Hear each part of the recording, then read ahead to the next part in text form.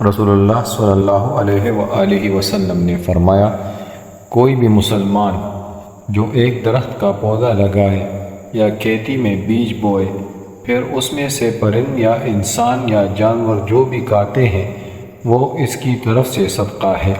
مسلم نے بیان کیا کہ ہم سے ابان نے بیان کیا، ان سے قتادہ نے بیان کیا اور ان سے انس رضی اللہ عنہ نے نبی کریم صلی اللہ علیہ وآلہ وسلم کے حوالہ سے۔ صحیح بخاری 2320۔ نبی کریم صلی اللہ علیہ وآلہ وسلم نے فرمایا، جس شخص نے کوئی کتا رکھا اس نے روزانہ اپنے عمل سے ایک قیرات کی کمی کر لی، البتہ کھیتی یا مویشی کی حفاظت کے لیے کتے اس سے الگ ہیں۔ ابن سیرین اور ابو صالح نے ابو ہریرہ رضی اللہ عنہ کے واسطے سے بیان کیا بحوالہ نبی کریم صلی اللہ علیہ وآلہ وسلم کہ بکری کے ریوڑ کھیتی اور شکار کے کتے الگ ہیں۔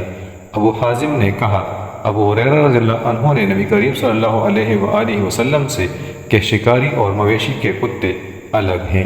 صحیح بخاری حدیث نمبر 2322۔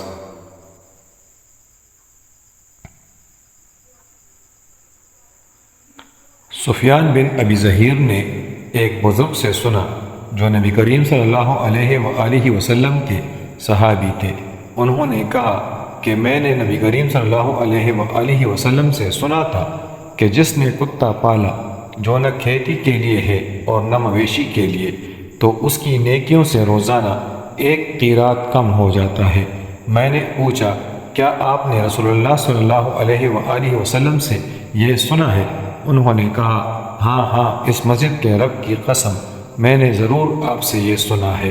صحیح بخاری حدیث نمبر 2323۔